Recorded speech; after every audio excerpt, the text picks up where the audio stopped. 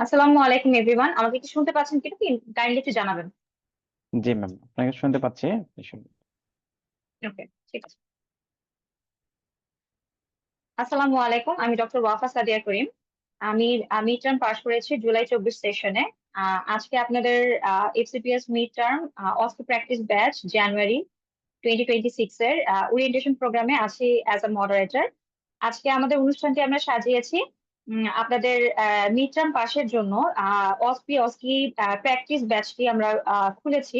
তো সেই হিসেবে আজকে যেহেতু ওরিয়েন্টেশন প্রোগ্রাম, আমরা আমাদের পুরো অনুষ্ঠানটি আজকে এভাবে সাজিয়েছি যাতে আপনারা বুঝতে পারেন যে আপনাদের অস্কি তে কিভাবে পড়লে আপনারা আহ, সফলতা অর্জন করতে পারবেন। এবং সেই সাথে আমাদের লাস্ট সেশন অর্থাৎ জুলাই 25-এ আমাদের যে ডক্টররা পাশ করেছেন কৃতিত্বের সাথে, তাদের ফিলিংস গুলো আমরা শুনবো।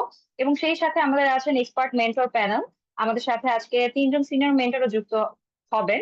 এবং আপনাদের যে অস্কি রিলেটেড যে যত জিজ্ঞাসা আছে সবকিছু আমরা মেন্টরদের কাছ থেকে শুনবো। তো আমি সময় ক্ষেপণ না করে আমার আজকের প্রোগ্রামটি আমি শুরু করছি। প্রথমে আমরা আমাদের অনুষ্ঠানের শুরুতে ফিলিংস শেয়ারিং দিয়ে শুরু করতে যাচ্ছি। আমাদের প্রথম যে স্পিকার ডক্টর মাইশা সামিহা আপু, যিনি হচ্ছে জুলাই 25 সেশনে মিড টার্ম পাস করেছে। উনি বর্তমানে এসিপিএস ফাইনাল পার্ট পালমোনোলজি এনআইডিসিএইচ এ কর্মরত আছে। আমি ডক্টর মাইশা সামিহা আপুকে অনুরোধ জানাবো যে আপনার ফিলিংসটি কিরকম ছিল, আপনার জার্নিটা কেমন ছিল, আপনি কি কি ম্যাটেরিয়ালস ইউজ করেছেন, কত সময় ধরে পড়েছেন, এবং এক্সাম হলের এনভায়রনমেন্ট কেমন ছিল, কিংবা এক্সাম হলে কি কি হার্ডেলস ফেস করেছেন, অথবা আমাদের আসন্ন পরীক্ষার্থীদের কাছে যদি কোনো উপদেশ থাকে সেটি যদি আমাদের সাথে শেয়ার করতেন। ডক্টর মাইশা সামি আপু। জি আপু, থ্যাংক ইউ আমাকে সুযোগ দেওয়ার জন্য। আহ আসসালামু আলাইকুম, আমি ডক্টর মাইশা সামিহা বিনতে আক্তার। আমি গত সেশনে এফসিপিএস মিড টার্ম পাস করেছি। আহ তো শুরুতে যেটা বলবো যে মিড টার্মে তো আসলে অনেকগুলো পার্ট, তো প্রিপারেশন গুলো এরকম ভাগ করেই নিতে হয়। শেষের দিকে এসে খুব মানে তাড়াহুড়ো লেগে যায়, তো অগোছালো লাগে যে কোনটা পড়বো, কোনটা রেখে কোনটা পড়বো। তবে আমি জেনেসিসের মিড টার্ম ওই যে অস্কি ব্যাচটা ছিল সেখানে যুক্ত ছিলাম। সেখানে আমি মানে ওরা আমাদের জন্য অনেক হেল্পফুল ছিল। তো পরীক্ষা সম্পর্কে যদি বলি, আমাদের প্রথম কথা যেটা বলবো, যে ভুলটা আমি করছি সেটা আমি চাবো আর কেউ না করুক। সেটা হচ্ছে, আপু ভিডিও কি অন করা লাগবে? মানে আমি আপনাকে জিজ্ঞেস করতে ভুলে গেছি। জি আপু, ভিডিও অন করলে আপনার হচ্ছে আপনাকে সবাই দেখতে পাবে, এবং হচ্ছে এটা আমাদের জন্য আরো একটা ভালো এক্সপিরিয়েন্স হয়। ওকে, আচ্ছা, ওকে, থ্যাংক ওকে। তো আমাদের পরীক্ষার সময় আমার সবচেয়ে বড় যেটা ভুল ছিল, আমি মানে আগের বছর যে এক্সামিনেশন গুলো বেশি আসছিল আমি সেগুলোই বেশি করে প্র্যাকটিস করে গিয়েছিলাম। আমার যেটা আমি হচ্ছে হ্যান্ড এক্সামিনেশনটা একদমই কম প্র্যাকটিস করেছিলাম। তো আনফরচুনেটলি আমার হ্যান্ড এক্সামিনেশনই পড়ছে। তো প্রথমেই আমার মানে ফার্স্ট ইয়েতে ছিল হচ্ছে মানে অসপি শেষ হওয়ার পরে অসকিতে ফার্স্ট ছিল হ্যান্ড এক্সামিনেশন। তো আমি খুবই নার্ভাস হয়ে গিয়েছিলাম। তো ভাগ্যিস আমি জাস্ট পরীক্ষার হলে ঢোকার আগে প্র্যাকটিস করছিলাম, তখন উনি আমাকে যা শিখাই দিয়েছিল সেটাই আমি ওখানে গিয়ে জাস্ট মানে দেখাইছি। তারপর মানে যেহেতু প্রিপেয়ার্ড ছিলাম না, এজন্য আমার আসলে ওই স্টেশনটা খুব একটা ভালো হয়নি, কারণ ওখানে কিছু ক্রসিং ছিল। আচ্ছা, প্রথমে যেটা বলতে চাই সেটা হচ্ছে গিয়ে আপনারা কোনো এক্সামিনেশন বাদ দিবেন না। এক্সামিনেশন যেহেতু হাতে গোনা কয়েকটা, তো এক্সামিনেশনগুলো খুব ভালো মতো প্র্যাকটিস করবেন, কারণ এটার উপর অনেক নাম্বার। মানে এটা দিয়ে আপনি এটা যদি সিকোয়েন্সিয়ালি প্র্যাকটিস করে যান, আপনার যদি হাত মানে চলে আসে যে আপনাকে স্যার দেখেই বুঝবে যে আপনি প্র্যাকটিস করে আসছেন, সেক্ষেত্রে আপনার এখানে নাম্বারটা অনেক ভালো আসবে। আর এখানে হচ্ছে নাম্বার কাটার মতো মানে সুযোগ খুব কম। এখানে চাইলে মানে অলমোস্ট 9-10ও পাওয়া মানে 8-9ও পাওয়া যায়। সো এখানে অনেক বড় একটা মার্ক ক্যারি করা পসিবল। সো আমার মতো ভুল কেউ করবেন না যে আগে আসে নাই মানে এখন আসবে না। সো এটা হচ্ছে খুব ভালো মতো সবগুলো এক্সামিনেশন প্র্যাকটিস করে যাবেন। সেকেন্ড স্টেপ হচ্ছে গিয়ে পরীক্ষার সময় আপনাদের স্যাররা অনেক হেল্প করবে। আর একটা জিনিস, আগে ঢোকার পরে স্যারকে সালাম দিয়ে যখন আপনারা শুরু করবেন, দেখবেন কিছু স্যার, যেমন আমার হ্যান্ড এক্সামিনেশনের সময় স্যার বলেই দিছিল যে আপনি এক্সামিনেশন শেষ করে আমাকে জানাবেন। তার মানে এটাই যে উনি এক্সামিনেশন শেষ করার পর আমাকে কিছু ক্রসিং করবে। সো আনফরচুনেটলি আমার এক্সামিনেশনে কিছু পয়েন্ট বাদ যাওয়াতে স্যার ক্রসিং পর্যন্ত আর যেতে পারে নাই। সো এটা আমার ব্যাড লাক ছিল। তো আপনারা অবশ্যই ভালো মতো প্র্যাকটিস করবেন এবং চেষ্টা করবেন যে টাইম, সেই টাইমের একটু আগে শেষ করে প্র্যাকটিস করার, যাতে আপনাদের ক্রসিং এর জন্য কিছুটা টাইম থাকে। এবং আমার অ্যাবডোমেন ছিল, যে অ্যাবডোমেনে আমাকে ক্রসিং এর টাইম ছিল, এবং ক্রসিং এর জন্য স্যার কোশ্চেনও করেছিল ওগুলা। এবং ক্রসিং এ খুব কমন, খুব মানে সিম্পল কোশ্চেন করে, ওগুলো আপনারা পারবেন। সো ক্রসিং মানে এক্সামিনেশনটা আমার কাছে মনে হচ্ছে ওভারঅল আপনি জাস্ট প্র্যাকটিস করে আপনার এফিকেসি যদি বাড়াতে পারেন, আপনার এখানে অনেক মানে অনেক বড় একটা বেনিফিট। আমি বলবো যে অস্টি হচ্ছে মানে এই পার্টটুকু হচ্ছে কি মানে মিড টার্মের জন্য ওই ক্লিনিক্যাল পার্ট হচ্ছে গেম চেঞ্জার। কারণ অস্পি হচ্ছে আনপ্রেডিক্টেবল। অস্পিতে আপনাদের আহ, মানে কিছু জিনিস কমন পড়বে ঠিক আছে, আবার কিছু জিনিস এমন জিনিস আসবে সেটা হয়তো আপনি বুঝতেছেনই না, অ্যান্ড ডায়াগনোসিস করতে না পারলে পরের জিনিসগুলো তো আর মানে ঠিক হবে কি না হবে সেটা আপনি বলতে পারতেছেন না। সো এটা একটা ইস্যু। আর হচ্ছে কাউন্সিলিং, হিস্ট্রি টেকিং, এই দুইটা জিনিস আমরা খুব একটা পড়ি না, কিন্তু লাস্টের দিকে যদি এটা ভালো মতো প্র্যাকটিস করেন এখানে অনেক মার্কস ক্যারি করা পসিবল। অস্পির জন্য যেটা বলবো, অস্পির জন্য হচ্ছে জলিসার বইটা তো পড়া লাগবেই। আর অনেকেই আছেন আমার মতো যারা জলিসার বই এখনো শেষ করতে পারেন নাই, মানে আমার পরীক্ষার এরকম, আপনাদের তো 3 মাস বাকি, আমারও তখন 3 মাস যখন বাকি ছিল তখন আমার শেষ হয় না একবারও। তো এগুলো নিয়ে একটু মানে ওয়ারিড ছিলাম যে কিভাবে কি হবে। জেনেসিস এর অস্কি ব্যাচটা হেল্প করছে এখানে, কারণ ওরা হচ্ছে রেগুলার হচ্ছে আপনার ওই জলিসার বই অস্কি ব্যাচে জলিসার বইটা সুন্দর করে পড়ায় দিবে। আর একটা জিনিস হচ্ছে যেমন X ray, CT scan, ECG, এগুলাতে হচ্ছে স্যারের বই শেষ করতে হবে তার আগে আপনাকে কিছু বেসিক জিনিস জানতে হবে। যেমন হচ্ছে সেটা যেখান থেকে আসুক স্যারের বই থেকেই যে দিবে হুবহু তুলে এমন তো কথা না। আপনাদের হচ্ছে মানে CT scan, X ray, ABG এগুলোর বেসিক জিনিস জানতে হবে যাতে যেটাই আসুক না কেন সেটা মানে সেটা অ্যান্সার করতে পারেন। তো এই জন্য আমি বলবো যে ওদের মানে লং ব্যাচ, যেটা লং ব্যাচের সাথে ওই ক্লাসগুলো হয়, অস্কি ব্যাচে আলাদা করে ক্লাস হয়, আপনারা বেসিকটা ভালো মতো ক্লিয়ার করে যাবেন যাতে মানে স্যারের বই শেষ হলো কি না হলো এটা নিয়ে যাতে কোনো টেনশন হয় না। মানে আপনার ইসিজি বা এক্স রে বা সিটি স্ক্যান যেখান থেকে আসুক আপনি যাতে কিছু লিখে আসতে পারেন, আপনার যাতে একদমই ব্ল্যাঙ্ক না হয়ে যান। আর একটা জিনিস হচ্ছে কিছু অস্পি আপনাদের পুরোপুরি মানে কমন আসবে না, কিছু জিনিস হচ্ছে আসবে যেগুলো হয়তো একদমই নতুন, বা একটা মানে এন্ডোস্কোপি বা কিছু দিল যেটা হয়তো আপনি বুঝতেছেন না, ছবিটা অস্পষ্ট। তো ইন দ্যাট কেস হচ্ছে ঘাবড়ে যাওয়া যাবে না। আপনার অবশ্যই হচ্ছে যেটা মানে যতটুকু মনে হয় সবার আগে আমার কাছে মনে হয় পরীক্ষার মধ্যে মাথা ঠান্ডা রাখাটা মেইন। আমার একটা অস্পিস স্টেশনে আমি একদমই ব্ল্যাঙ্ক ছিলাম, বুঝতেছিলাম না যেটা কি হবে। পরে ভাবলাম যে প্যানিক করে 5 মিনিট নষ্ট করার থেকে বেটার মাথা ঠান্ডা করে যতটুকু জানি রেসিডুয়াল দিয়ে অ্যান্সার করে আসি। অ্যান্ড ওইটাই আসলে কাজে লাগে, আপনার হচ্ছে মাথা ঠান্ডা রাখা লাগবে। আর ভয় পাবেন না, কারণ স্যাররা না অনেক হেল্পফুল, স্যাররা আপনাকে লিড দিবে। না পারলে আপনি মানে না পারলে বা ঘাবড়ে গেলে স্যার আপনাকে অ্যান্সার বের করে নেওয়ার চেষ্টা করবে। সো এদিকে টেনশন নিয়েন না যে পরীক্ষার হলে গিয়ে মানুষ অনেকেরই হচ্ছে একটা মানে পরীক্ষার হল ভীতি থাকে একটা, ওইটা যত কম করবেন, যত রিল্যাক্স থাকতে পারবেন তত আপনার পরীক্ষা ভালো হবে। যেমন আমারই যেমন হ্যান্ড এক্সামিনেশন দেওয়ার পরে আমার কাছে মনে হচ্ছে শেষ, এবার আর পাস হবে না, বাট মাথা ঠান্ডা রাখা ট্রাই করছিলাম। and পরে অ্যাবডোমেনটা খুব ভালো হয়েছিল, অ্যাবডোমেনে সবকিছুই ভালো মতো বলতে পারছিলাম, ক্রসিংও করতে পারছিলাম। আইওইতে ফার্স্টে, ও আরেকটা মজার জিনিস হয়েছিল, আমি যখন পরীক্ষার হলে ফার্স্টে ঢুকি আমাদেরকে তো এরকম কয়েকটা লাইনে দাঁড় করায় দিচ্ছে যে এখানে এই লাইনের এরা এই স্টেশনে যাবে। তো ওরকম আমি ফার্স্টে ঢোকার পরে একটা ভিডিও দেখতেছিলাম। আমিও হচ্ছে এমন বোকা, আমি দূর থেকে ভিডিওটা দেখে বলি আল্লাহ এটা কিসের ভিডিও দিচ্ছে, আমি দেখলো পারি না। এটা মনে করে আমি শুরুতেই প্যানিক করে ফেলছি। পরে দেখা গেছে যে আমি তো তখন থেকে টেনশন করতেছিলাম আল্লাহ এই ভিডিওর এটা তো আমি নিশ্চয়ই পারবো না, এখানে তো মনে হয় জিরো পাবো। তো এই বলে আমি আগাচ্ছিলাম, তারপরে যখন ওই ভিডিওর স্টেশনে গেলাম, যাওয়ার পর ওখানে স্যারটা খুবই ভালো ছিল। মানে আমি এটা আল্লাহর কাছে অনেক শুক্রিয়া যে আমার ওইদিকে অনেক ফেভার ছিল। তো মানে স্যাররা খুবই ভালো ছিল, আমার কোনো স্টেশনে কোনো স্যার খারাপ করেনি। হ্যান্ড এক্সামিনেশন যে আমার এত বাজে হয়েছে তারপরেও স্যার চেষ্টা করছে আমার মুখ থেকে বের মানে আমার কাছ থেকে বের করে আনার যে এই এক্সামিনেশনটা করেন, এটা করেন, ওটা করেন। তো ওই আইওইতে আমাদের ছিল হচ্ছে ফ্ল্যাপিং ট্রেমর, মানে ফ্ল্যাপিং ট্রেমর একটা ভিডিও। পরে ভিডিওটা ভালো মতো দেখার পর দেখে ও এটা ফ্ল্যাপ ফ্ল্যাপ তো পারবোই। তো এরপরে ওখানে পরে ওটা আইওই ছিল, তো ওটার পর স্টেপ গুলো পারছিলাম। তো আমার যেটা ভুল হয়েছিল যে দূর থেকে একটা জিনিস দেখে পুরোপুরি না দেখে আমি ভয় পেয়ে পুরো ঘাবড়ে গেছিলাম, এটা আসলে উচিত না। সো পরীক্ষার হলে প্যানিক করবে না, পরীক্ষার হলে একদম মাথা ঠান্ডা রেখে যতটুকু পারেন রেসিডুয়াল দিয়ে আপনি পাশ করে যেতে পারবেন। এত 2 বছর যেহেতু ট্রেনিং করছেন এটা নিয়ে টেনশন নেওয়ার কিছু নেই। আর হচ্ছে আর অস্কির ব্যাপারে আসলে আলাদা করে তেমন কিছু বলার নেই, ওই যে যেটা বললাম যে সিটি স্ক্যান যেগুলো গদ বাঁধা যেগুলো আসবে মানে ফিক্সড জিনিস, সেগুলো একটু সেগুলোর বেসিকটা ক্লিয়ার করে যাবেন। আর তাহলে ওটা নিয়ে আর কোনো প্রবলেম হবে না, কারণ বেসিক ক্লিয়ার থাকলে আপনি বাকি কিছু না কিছু লিখতে পারবেন। আর জরুরি সাইবারটা তো অবশ্যই প্র্যাকটিস করবেন। আর অস্কি এখন থেকেই মানে অস্কি ক্লিনিক্যাল এক্সামিনেশন যেগুলো এগুলো হচ্ছে আমি যেটা করছিলাম এটা আমার কাছে মনে হয় এটা খুব হেল্পফুল।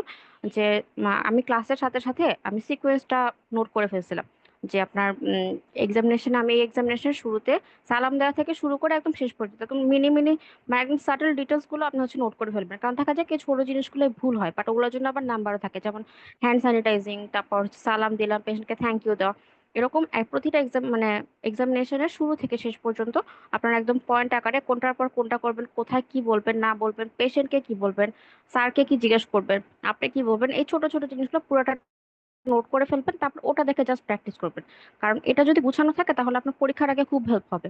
কারণ লাস্টের দিকে শুধু এক্সামিনেশন দেখে বা ভিডিও দেখে এই জিনিসটা আসলে ওভাবে প্র্যাকটিস করা, আমি জানি না এক একজনের স্টাইল এক এক রকম, বাট আমার ক্ষেত্রে ওটা খুব হেল্প হয়েছিল। আমি জাস্ট ওই নোট দেখে দেখে পরীক্ষার একদিন প্র্যাকটিস করে গেছি। সো এটা করতে পারেন। আর এই তো। আর আচ্ছা আপু, এই তো আপনি আপু, যদি আমাদেরকে একটু বললাম তো। বলতেন যে অস্পি যে প্র্যাকটিস সেশনটা আমাদের জন্য কেন গুরুত্বপূর্ণ, আমাদের ভিউয়ার্স কে হ্যাঁ যদি আপু, একটু sure। বলতেন যে। হ্যাঁ, প্রথম কথা হচ্ছে আমার মিড টার্ম প্রিপারেশনের শুরুর দিকে আমার কাছে মনে হয়েছে ওকে ফাইন, পরীক্ষাটা দেওয়া যাবে, কোনো প্যারা নাই। কিন্তু লাস্টের দিকে এসে, লাস্টের 2 মাসে এসে এত চাপ লাগছে, তখন মনে হয়েছে যে এত কিছু মানুষ কিভাবে পড়বে, মানে এত কিছু আসলে তখন মনে হচ্ছে এত মানে এক্সামিনেশন পড়া লাগবে, অসপি পড়া লাগবে, তারপর আইওই, এত কিছু তো পড়া পসিবল না। তখন ওই সময় আসলে জেনেসিসের এই ব্যাচটা খুব হেল্প হয়েছে, কারণ আমার দেখা গেছে কিছু পড়া লাগে নাই। আমি ক্লাস শেষ করে, ডিউটি শেষ করে কোচিং এ গেলে ওরা সুন্দর করে পড়ায় দেয়। আপনার এটা সবচেয়ে বড় হেল্প হবে কি, যাদের মানে 40 বইটা পড়া নাই, এটা পড়া হয়ে যাবে। বিশেষ করে ক্লাসগুলো এরকম করে সাজানো যে শুরুতে আপনাকে যেমন, আমি যদি এক্সট্রা ক্লাসের কথা বলি, সুজা ভাই এক্সট্রা ক্লাসটা নেয়, খুবই ভালো ক্লাস নেয় ভাইয়া। তো শুরুতে ভাই আপনাকে কিছু বেসিক জিনিস দেখা দিবে যে আপনাকে পরীক্ষার হলে এই জিনিসগুলো ভাবে করে লেখা লাগবে, সেটা সব এক্সট্রার জন্য একটা কমন কিছু, একটা কমন প্যাটার্ন আপনাকে ধরা দিবে। তো এই জিনিসটাই অস্কি ব্যাচে খুব হেল্প হয়েছিল।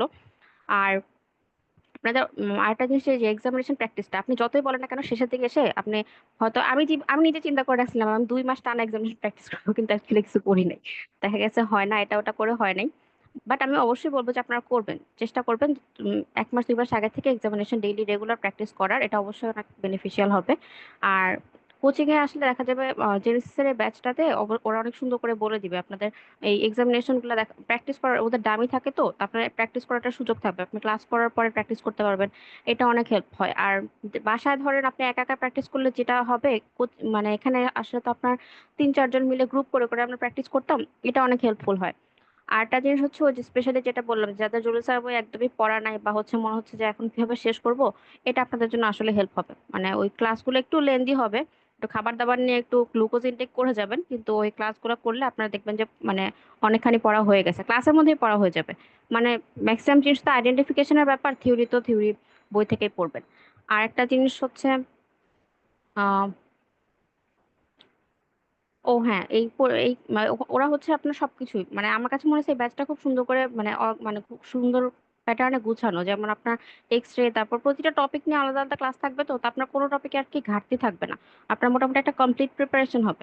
এটা আমার কাছে মনে হচ্ছে এটা বেশ ভালো। কারণ দেখা যায় কিছু জিনিস যেমন যে স্পাইরোমেট্রি, আবার কিছু জিনিস আছে না যেগুলো আমাদের খুব একটা পড়া হয় না বা অত দেখা হয় না, ওদের সবকিছুর জন্য ক্লাস থাকে।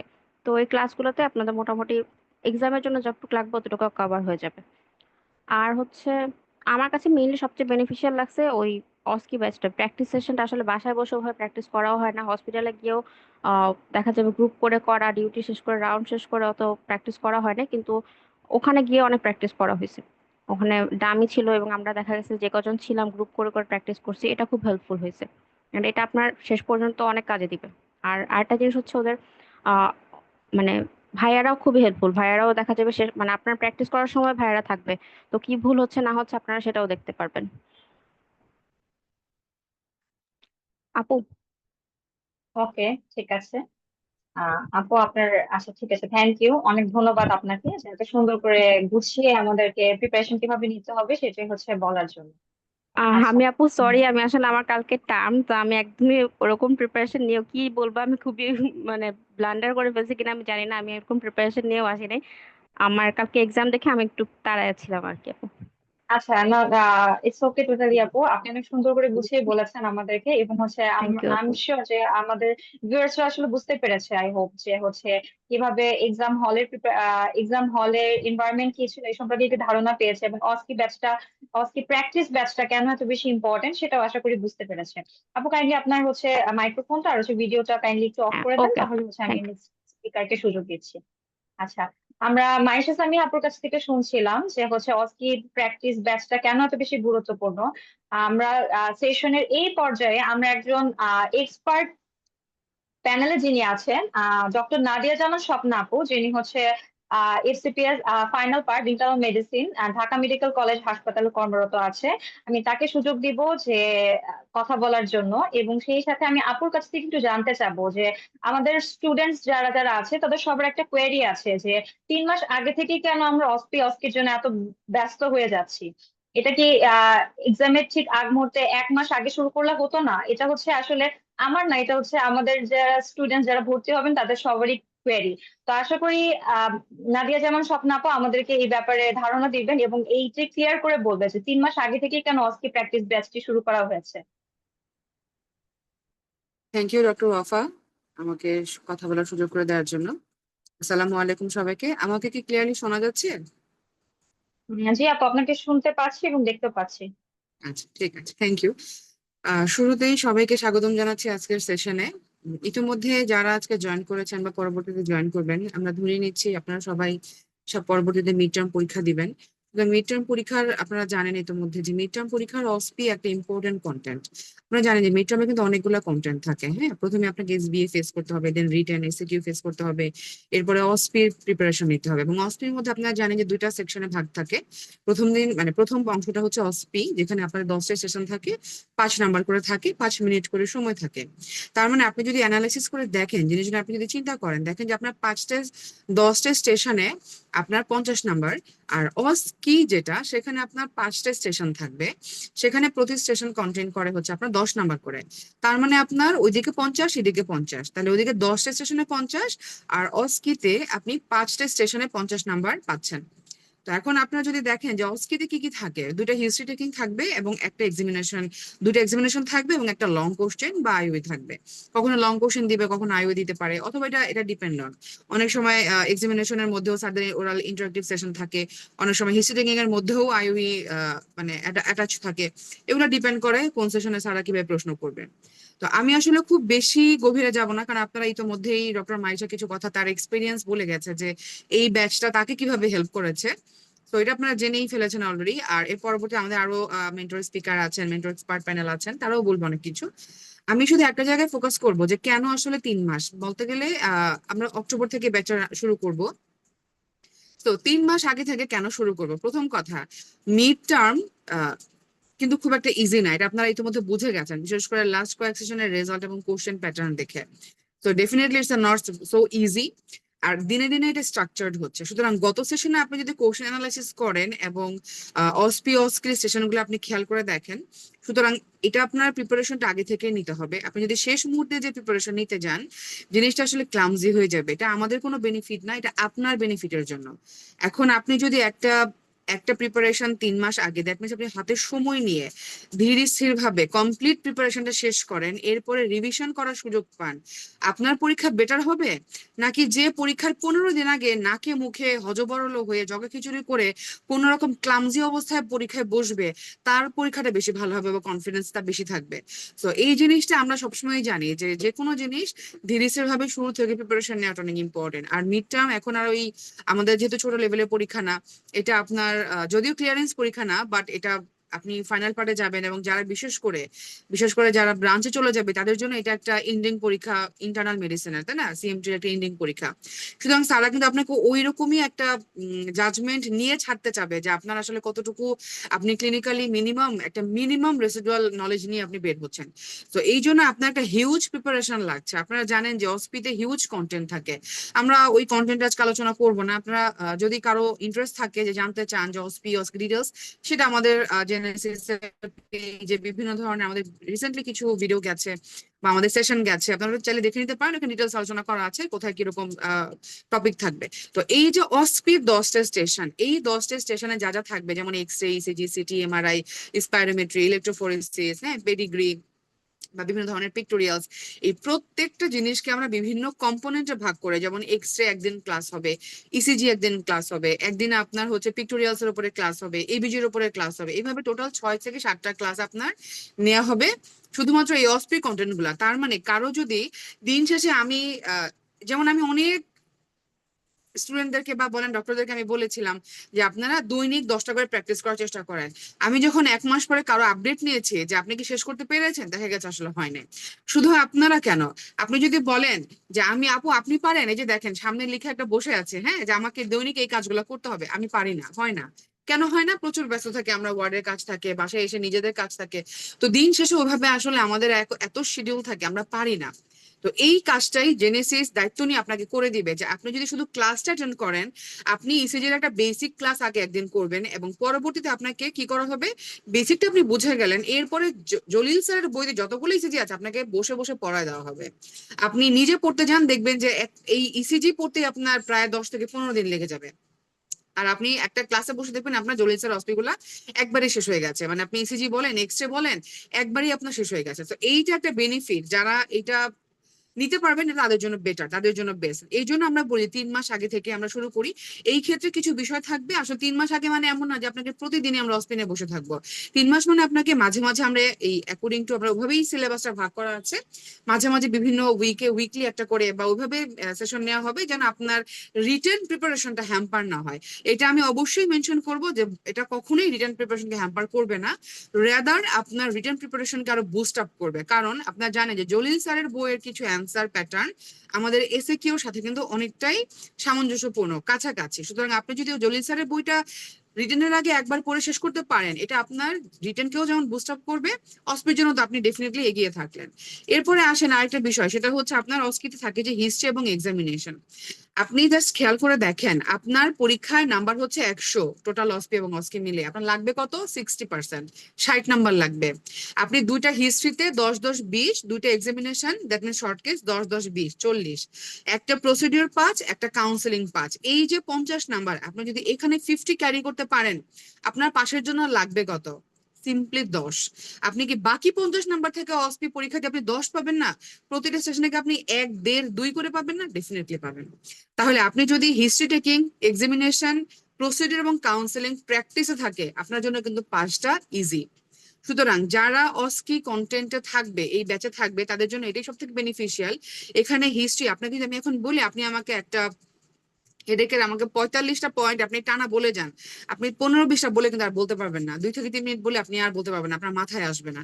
তো এই যে হিস্ট্রি টেকিং এর যে একটা স্পেশালিটি, এটা আমরা আপনাকে রেডি করে দিব এই ব্যাচের মধ্যে। ক্লিনিক্যাল এক্সামিনেশন, এখানে আপনি একদিন তো ক্লাস করবেন, এছাড়া মেন্টরের সাথে থেকে এটা প্র্যাকটিস সেশন, যেহেতু এখানে প্র্যাকটিস হবে, আপনি করবেন, মেন্টর দেখবে, আপনার কোয়েরি, আপনার যত ভুল হবে সেটা ধরায় দেওয়া হবে। এটা আসলে প্র্যাকটিসের ব্যাপার, সুতরাং আমরা নিজেরা ভাবে প্র্যাকটিস করতে পারি না, অলরেডি ডক্টর মাইশা বলে গেলেন যে ওয়ার্ডে আসলে হয় না সে প্র্যাকটিসটা। আর আরেকটা বিষয় যেটা এই ব্যাচের ইম্পর্টেন্ট বা এই ব্যাচের যেটা স্পেশাল আকর্ষণ আমি বলবো, সেটা হচ্ছে দুইটা জিনিস। নাম্বার 1 হচ্ছে অস্পি প্র্যাকটিস গুলা, আর নাম্বার 2 হচ্ছে হিস্ট্রি টেকিং কাউন্সেলিং এর যে special magical session and ice breaking সেশনটা। আইস ব্রেকিং বা ম্যাজিক্যাল সেশনটা ইউজুয়ালি আপনাদের রিটার্নের পরে হবে, কারণ এটা এখন দিলে আপনাদের লাভ হবে না। তো টোটাল প্রোগ্রামটা ওভাবেই সাজানো হয়েছে যে জানে আপনাদের লাভ হয়, যেই সেশনটা পরীক্ষার আগে করলে আপনাদের লাভ হবে সেটা আগে হবে, আর যেটা পরীক্ষার রিটার্নের পরে করলে আপনাদের জন্য বেনিফিট, এটা পরীক্ষার রিটার্নের পরে হবে। আর বাকি রইল যেটা আমাদের অস্পি প্র্যাকটিসটা। দেখেন আপনি জলিল স্যার, প্রথমত আপনি ধরেন এক্সট্রা ক্লাসগুলো করলেন, প্রথমে একটা বেসিক এক্সট্রা ক্লাস করলেন, এরপরে আপনি জলিল স্যারের জলিল স্যারের অস্পি গুলাকে নিয়ে যে লেকচার ক্লাসটা হবে সেটা আপনি করে ফেলেন, দ্যাট মিনস আপনার কিন্তু এক্সট্রা মোটামুটি পড়া শেষ। এখন আপনার এক্সট্রা কতটুকু পড়া হইলো, আপনি কি আসলেই যে পড়ছেন, আপনি কি কনফিডেন্ট? আপনারা পড়তে গেলে দেখবেন যে হ্যাঁ হ্যাঁ আমি এটা পারি, যখনই আপনি না দেখে কোনো কিছু লিখতে যাবেন না, বলতে যাবেন, দেখবেন আপনি আটকে যাচ্ছেন। সো ওই জিনিসটাই আপনাকে এখানে প্র্যাকটিস ব্যাচে কি করা হবে, আপনাকে আলাদা আলাদা করে কিন্তু এগুলার পরীক্ষা থাকবে।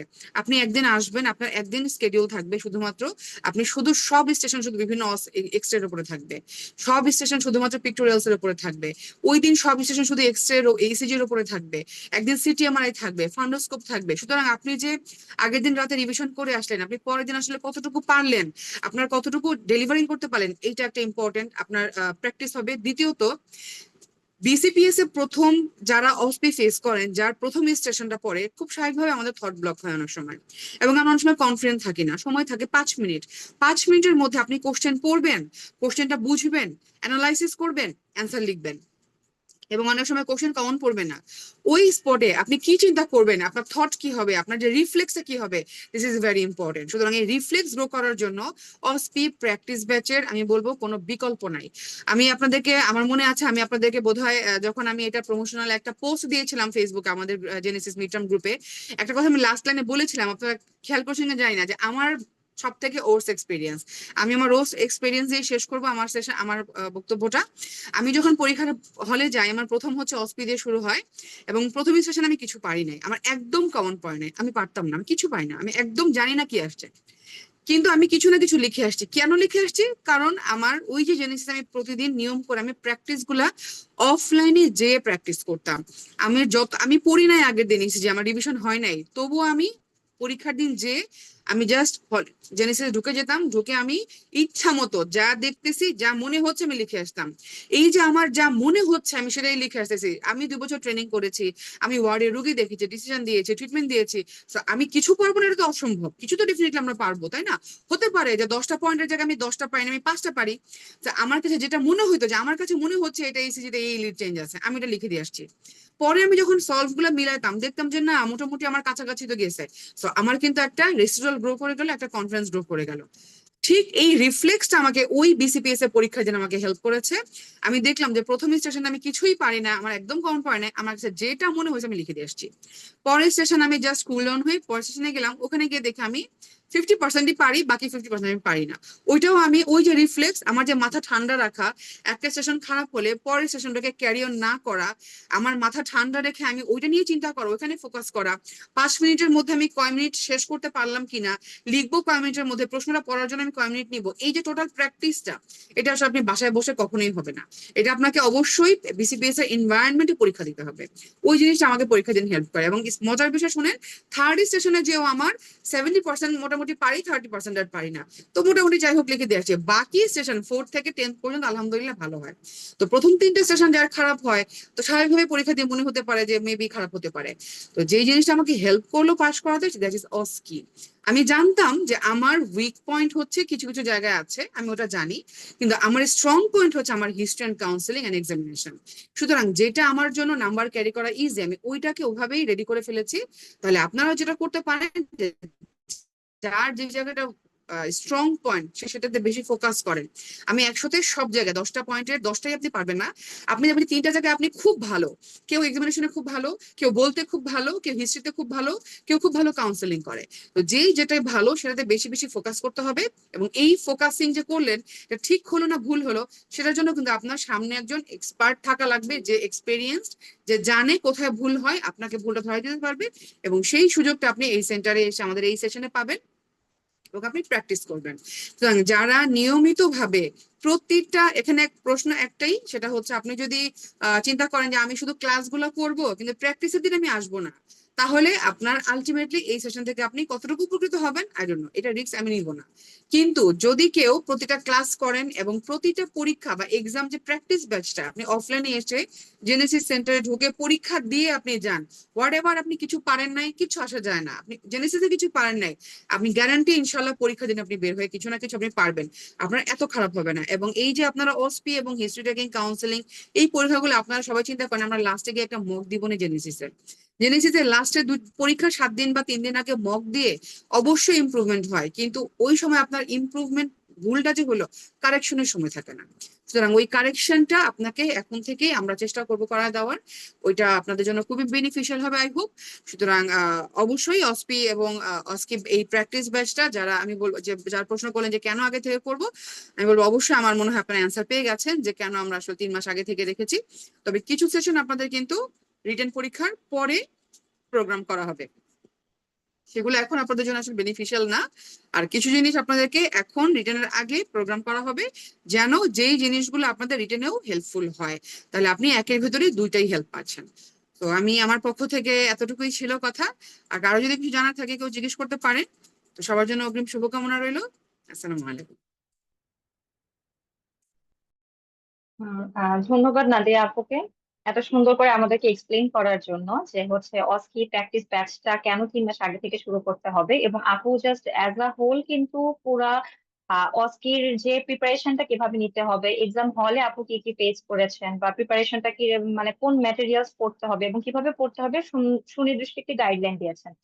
তো আমি ভিউয়ারদেরকে একটা কথা বলতে চাই, আমাদের মেন্টররা আসলেই খুবই জোস। কারণ হচ্ছে আমি জাস্ট দেখছিলাম এবং শুনছিলাম আপুর কথা, যে আপনি তো সুন্দরভাবে এত সুন্দর একটা গাইডলাইন দিচ্ছেন, তো না জানি আপুর ক্লাস কত বেশি সুন্দর হবে।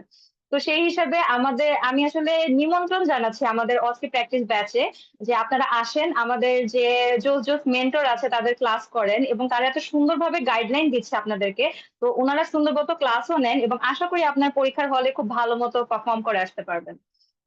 আচ্ছা, অনুষ্ঠানের এই পর্যায়ে আমি অনুরোধ জানাচ্ছি আমাদের আরেকজন এক্সপার্ট প্যানেল থেকে, আমাদের senior mentor doctor H M Sujauddin Chowdhury ভাইয়া, যিনি হচ্ছে এফসিপিএস ইন্টারনাল মেডিসিন ফাইনাল পার্টে আছেন, এমআরসিপি পিএইচএস ক্যান্ডিডেট ভাইয়া, বর্তমানে ঢাকা মেডিকেল কলেজ হাসপাতালে কর্মরত আছেন। আমি ভাইয়াকে একটু কাইন্ডলি অনুরোধ জানাবো যে আপনি আমাদেরকে যদি একটু বলতেন যে অস্কি প্র্যাকটিস ব্যাচটা কেন বেশি ইম্পর্টেন্ট, এবং হচ্ছে কিভাবে পড়াশোনা করলে একটা ফ্রুটফুল এক্সপিরিয়েন্স হতে পারে, এবং সেই অনুসারে একজন এক্সামিনী ভালো করে পারফর্ম করে আসতে পারবে। আসসালামু আলাইকুম, শোনা যাচ্ছে? জি ভাইয়া, আপনাকে দেখতে পাচ্ছি এবং শুনতে পাচ্ছি। আচ্ছা, সবচাইতে প্রথম কথা সবাইকে আসসালামু আলাইকুম। আমি ডাক্তার এইচ এম সুজাউদ্দিন চৌধুরী। খুব ভালো একটা ইন্ট্রোডাকশন দিচ্ছে আমাকে ওয়াফা। এত সুন্দর ইন্ট্রোডাকশন আসলে আমি ডিজার্ভ করি না। বাট প্রথম কথা যেটা বলবো, আমাকে যেই টপিক নিয়ে কথা বলতে হচ্ছে এতক্ষণ অনেক অনেক কথা বলছে। আমি এতগুলা কথা বলার কোনো প্রয়োজন দেখতেছি না। সহজ কথা একটাই, আমার থেকে পরীক্ষা পাস করতে হবে। আমাদের পরীক্ষা পাস করার জন্য যত কিছু করার প্রয়োজন ততটুকু করতে হবে। অন্যান্য সময় পরীক্ষাটা ছিল টেস্ট ম্যাচের মতো। আমি একটা ইনিংস খেলবো, তারপর আমি আরেকটা ইনিংসে যাবো। আমি আগে প্রথমে রিটেনের এক্সাম দিব, তারপর আমি একটা নির্দিষ্ট সময় পরে গিয়ে আমি একটা ভাইভা অস্পি এগুলোর মানে অস্পির প্রিপারেশন, অস্পি এন্ড অস্কির প্রিপারেশনটা দিব। আমি ছিলাম ওই গ্রুপগুলো লাস্ট ব্যাচের মতো। নাদিয়া আপু হচ্ছে জাস্ট যখনই খেলাটা টি-20 হয়ে গেল, যে আপনারা পরীক্ষা শেষ করার আগে আপনাদের নেক্সট দিনেই আপনাদের থেকে অস্পি এন্ড অস্কি স্টেশনের জন্য, আপনারা নিজেরাও জানি না দ্যাট আমরা কারা কারা পরীক্ষার জন্য এলিজিবল হব। এটাই সবচেয়ে বড় পয়েন্ট। আমরা নিজেরাও জানি না কে কে পরীক্ষার জন্য এলিজিবল হব।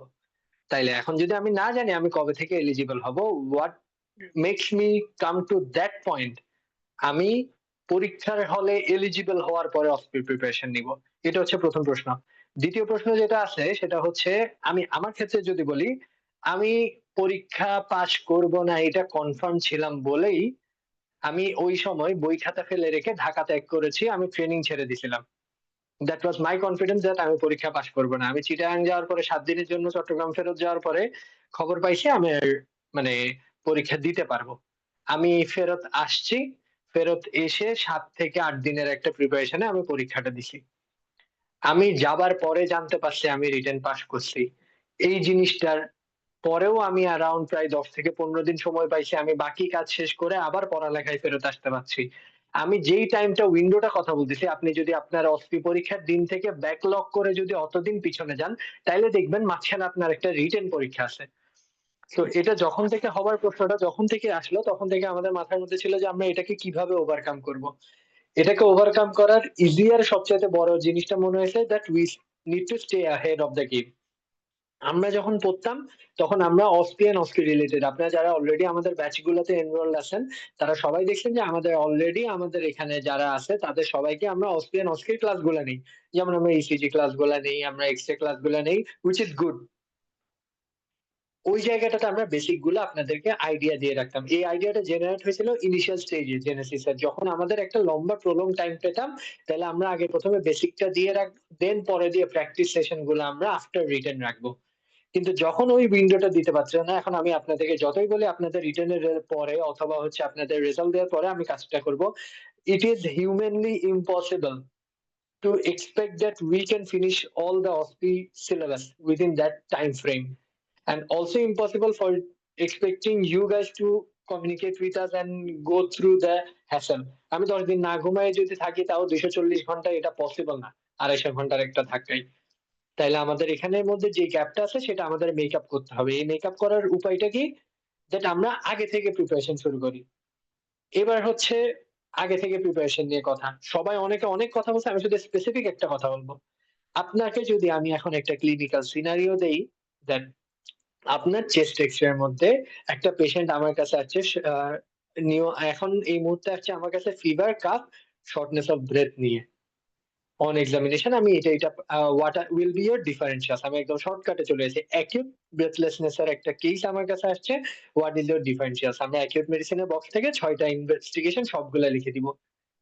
এখানের মধ্যে 6টার মধ্যে আমরা সবাই জানি সিওপিডি আছে, অ্যাজমা আছে, নিউমোথোরাক্স আছে, পালমোনারি এডিমা আছে। সেম জিনিসটা আমার অস্পিতে কিভাবে আসবে, সেম সিনারিও, জাস্ট একটা এক্সরে দিয়ে দিবে। আপনার থেকে বলতে হবে what are the radiological findings, mention the radiological diagnosis, what is your management and treatment. তার মানে আপনি দেখতেছেন দ্যাট আমার রিটেনের জন্য আমার যেটা ইম্পর্টেন্ট ছিল সিমিলার টপিকটাই আমার, এক্স্যাক্টলি দ্য সেম টপিকস আর important for OSPE exams in some regard. এই যে মিলটা আমরা সবাই মেন্টররা মিলে তখন থেকেই আমরা এই মিলগুলাকে একসাথে করে কম্পাইল করছি, দ্যাট আমরা পরীক্ষা যখন শেষের দিকে চলে আসবে, it would be like a review batch of written examinations. আমরা রিটেনের জন্য ইম্পর্টেন্ট যে টপিক গুলো আছে ওই সবগুলা টপিক, ইনক্লুডিং আমাদের অস্পিজলিন স্যারের বই, আমি নিজেই অনেক নিজে বাসায় বসে একলা পড়া সম্ভব ছিল না, বাট এখন যে জিনিসটা পসিবল দ্যাট আমরাও ওই জিনিসটা আপনাদেরকে গো থ্রু করব। মেন্টর এন্ড ট্রেনি সবাই একসাথে, এক্সামিনি সবাই একসাথে আমরা জিনিসটা অ্যাজ সুন অ্যাজ পসিবল অন্তত একবার হচ্ছে আমরা সলভ করবো এবং ওইটা রিলেটেড টপিক গুলো আমরা শেষ করে দিব।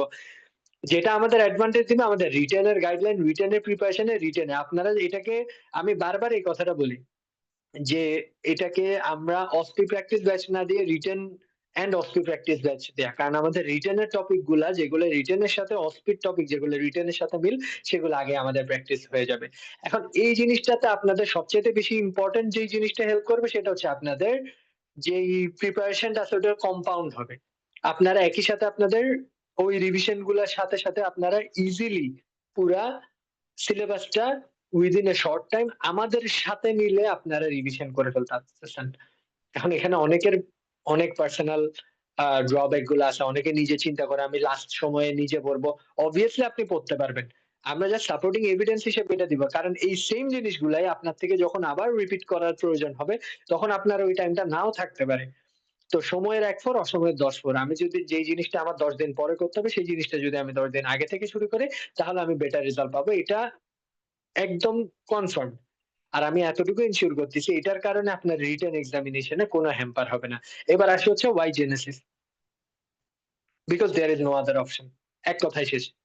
আমি এটা আমার ওভার কনফিডেন্সে বলতেছি না, আমি নিজে এখন আমার নিজেকে নিয়ে under confident as a mentor, but আমি আমার সাথে যারা মেন্টর তাদের যে পরিমাণ এফোর্টটা দেখতেছি এটা unprecedented.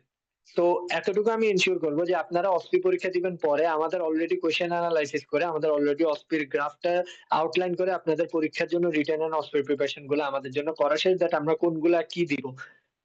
We have all the things you need ready in a single schedule. আপনি আসবেন, আপনি এক্সাম দিবেন, আপনি প্র্যাকটিস করবেন, আপনি আপনার কোয়েশ্চেন কোয়ারি গুলা রিজলভ করবেন, আপনি চলে যাবেন, বাসায় যাবেন, নিজের পড়াটাকে রিক্যাপিচুলেট করবেন। এর থেকে বেটার ব্র্যাগ আমি আর কোনো কিছু নিয়ে করতে পারবো না। আমি এতটুকু এনশিওর করতেছি দ্যাট আমাদের সাথে আপনারা অস্পি প্র্যাকটিস ব্যাচে জয়েন করলে আপনাদের ক্ষতি হবে না। আর এই রিপিট, আমাদের সাথে অস্পি প্র্যাকটিস ব্যাচে ভর্তি হলে আপনাদের ক্ষতি হবে না। আর ক্ষতি হবে না সিকিউরিটি দেওয়ার সাথে আমি এতটুকু ইনসিউরিটি দিব দ্যাট আপনাদের লাভ হবেই। আমার আর কিছু বলার নেই, সবাইকে ধন্যবাদ। কারো কোনো প্রশ্ন করতে চাইলে করতে পারেন।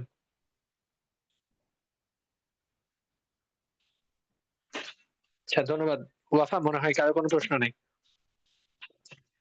ধন্যবাদ সুজাউদ্দিন চৌধুরী ভাইয়া, আপনার এত থ্যাংক ইউ, সুন্দরভাবে থ্যাংক ইউ। এক্সপ্লেন করার জন্য। ভাইয়া জাস্ট হচ্ছে কনফিডেন্টলি মানি ব্যাক গ্যারান্টি দিয়ে দিয়েছে আপনাদেরকে, বলা যায় অস্কি প্র্যাকটিস ব্যাচ সম্পর্কে। তো এর থেকে ভালো অ্যাসুরেন্স আমার কাছে মনে হয় আর কিছু দরকার আছে বলে আমার কাছে মনে হয় না।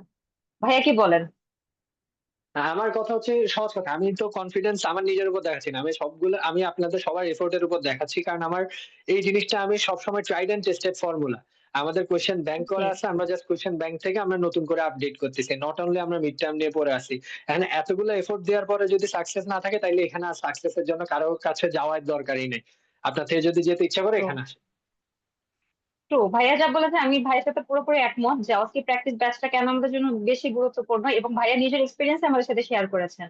তো হোপফুলি আমাদের আবারও আমন্ত্রণ থাকবে অস্কি প্র্যাকটিস ব্যাচে। আজকে তো ওরিয়েন্টেশন হলো, সামনে হচ্ছে ক্লাস শিডিউল দিয়ে দেওয়া হবে, আপনারা সবাই ইনশাল্লাহ ভর্তি হবেন এবং আমাদের সাথে থাকবেন।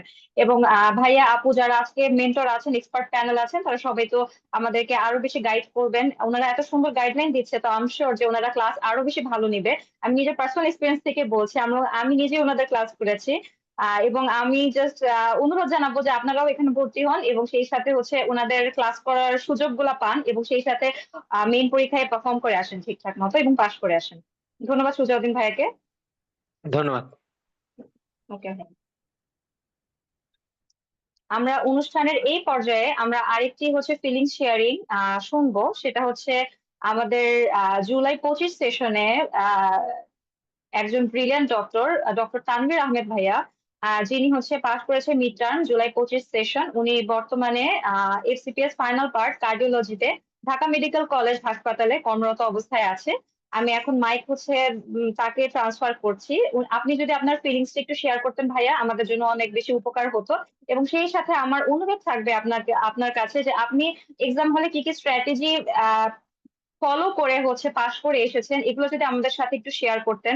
আমাদের যে ফিউচার যারা ক্যান্ডিডেট আছে, যারা জানুয়ারি 2026 এ পরীক্ষা দিবে, তাদের জন্য কোনো যদি উপদেশ থাকে সেটা যদি আমাদের সাথে একটু শেয়ার করতেন। এবং আজকে প্র্যাকটিস ব্যাচে আপনি ইনভলভ হয়ে ক্লাস করে কি বেনিফিটেড হয়েছেন কিনা, বা কিছু কমন পড়েছে কিনা, বা এক্সাম হলে আপনি কতটুকু বেনিফিটেড হয়েছেন, এটা যদি কাইন্ডলি আমাকে বলতেন তাহলে ভালো হতো। ডক্টর তানভীর আহমেদ ভাইয়া। ধন্যবাদ অপা আপুকে। আমাকে কি শোনা যাচ্ছে? জি ভাইয়া, আপনাকে দেখতেও পাচ্ছি এবং শুনতেও পাচ্ছি। জি, ধন্যবাদ। আসসালামু আলাইকুম, আমি ডক্টর তানভীর। আমি গত জুলাই 25 সেশনে মিড টার্ম কমপ্লিট করছি, বর্তমানে ঢাকা মেডিকেল কলেজে আছি। যাই হোক, আমি এতক্ষণ সবার কথা শুনলাম। আমাদের নাদিয়া আপু, সুজাউদ্দিন ভাই কথা বলেছেন, আমাদের মাইশা আপু কথা বলেছেন। তো সবকিছু মোটামুটি টাচ করা হয়ে গেছে। তারপর আমার নিজের এক্সপিরিয়েন্স থেকে যতটুকু শেয়ার করা যায় এটুকুই করছি। দেখো, আমি সবসময় অনেক মানে ইমোশনাল হয়ে যাই, মানে জেনেসিসের সাথে যখনই থাকি। কারণ হচ্ছে আমি যখন পার্ট 1 পরীক্ষা দেই, তখন আমার কোভিড-19 তো ওই সময় ছিল। তো ওই সময় জেনেসিস প্রথমে সবার আগে অনলাইন ইন্ট্রোডিউস করে পার্ট 1 এর জন্য। তো এইটার কারণে দেখা গেছে ওই পরে আমার একবারে পার্ট 1 হয়ে যায়। তারপরে হলো মাঝখানে কিছুদিন ট্রেনিং ক্যাম্প থাকার কারণে একটু ডিটাচ ছিলাম। ফাইনালি আমি দেখা গেছে যে যখন মিড টার্মের প্রিপারেশনটা শুরু করি, তখন প্রথমেই যে এই মাথায় আসে সেটা হচ্ছে যে আমার সাপোর্টিং তো জেনেসিস আছে। আমি সবসময় এটা মনে প্রাণে বিশ্বাস করি। এবং বিগত 6-7 মাস আগে আপনারা যে জায়গায় বসে এখন শুনছেন আমাদের কথাটা, আমিও ঠিক ওই জায়গায় ছিলাম। আমার মনেও তখন চিন্তা ছিল কিভাবে পাশ করবো, কিভাবে প্রিপারেশন নিব। কারণ আপাত দৃষ্টিতে বাইরে থেকে হয়তো অনেকে বলবে আরে মিড টার্ম কিছু না, ফেজের মতো এত কঠিন কিছু না, পাশ হয়ে যায়। বাট বিষয়টা এরকম না। মিড টার্ম 3-4 বছর আগে যেরকম ছিল এখন আর ওরকম নাই। এখন আস্তে আস্তে রেভলিউশন হচ্ছে, কোশ্চেন স্ট্র্যাটেজি চেঞ্জ হচ্ছে। সো এর সাথে সাথে আপনি যদি নিজেকে মোল্ডিং করতে না পারেন বা আপনার প্রিপারেশন যদি ওইভাবে আপ টু ডেট না হয়, তাহলে কিন্তু খারাপ করার ব্যাপক একটা সম্ভাবনা থাকে। যেটা এই সেশনে আমরা লক্ষ্য করছি যে পাস রেট কিন্তু অনেকটা কমে গেছে। কারণ কি? কারণ হচ্ছে যে ওই গতানুগতিক যে ধারা, কোশ্চেন প্যাটার্ন চেঞ্জ হওয়ার কারণে এটা একটা ইফেক্ট করেছে, প্লাস আদার্স কিছু ইফেক্ট আছে, সেটা আমি পরে কথা বলছি। আচ্ছা, প্রথমে আমি যেটা নিয়ে কথা বলি সেটা আমাদের প্রথম টেন্ডেন্সি যেটা থাকে যে রিটেন পাস করে তারপরে আমরা অসপি করব। হ্যাঁ, এইটা মোস্ট অফ 90% পরীক্ষার্থী যারা থাকে সবারই একই টেন্ডেন্সি থাকে যে বিকজ রিটেন পাস না করলে তো যেহেতু অসপিতে বসা যাচ্ছে না, তো সবাই চায় যে আগে রিটেনটা ভালোভাবে দেই, পাস রেজাল্ট আসুক, তারপরে ইনশাল্লাহ অসপি প্রিপারেশন নিব। তো আমি, আমার পরিচিত অনেকে ছিল যারা আমার সাথে মিড টার্ম দিছে। তো আমি 2-4 জন যারা আমার ক্লোজ ছিল তাদের সাথে আমি কথা বলছিলাম যে ভাই, যে আমরা একসাথে প্রিপারেশন নেই, বা হচ্ছে যে অস্পিড পড়াটা একসাথে পড়া যায় কিনা বা এরকম। তো অনেকেই ডিনাই করছে, বলছে যে আগে রিটেন পাস করি, পাস হবে কিনা কোনো গ্যারান্টি নাই, তারপর অস্পি পড়বো। এইটা হলো সবচেয়ে ভুল স্ট্র্যাটেজি। এখন যদিও আমি পার্টনার পাইনি, বাট পরবর্তী দেখলাম যে যে লং ব্যাচে ছিলাম, আমি রিটেনের লং ব্যাচ ছিলাম, লং ব্যাচের সাথে ওরা যে 3 মাস আগে বা এখন যে সময়টা, এই সময় একটা অস্পি ব্যাচ ইন্ট্রোডিউস করে। তো এইটা দেখে আমি আর দেরি করি না, যেই দিন হয়েছে সার্কুলার সেদিনই আমি অ্যাডমিট হয়ে গেছি। এইটার একটা রিজন ছিল, সেটা হচ্ছে যে অস্কির যে আগে আমরা দেখতাম যে রিটার্নের পরে প্রায় 1 মাস বা 3-4 সপ্তাহ পরে অস্কি বা অস্কিটা হতো, কিন্তু এখন কিন্তু ওটা প্রায় 10 দিনে নেমে আসছে। এখন সামনে যে 7 দিন পরে হবে না বা 3 দিন পরে হবে না, নোবডি নোজ। তো আমাকে নতুন করে সিনথেসিস করার কিছু নাই।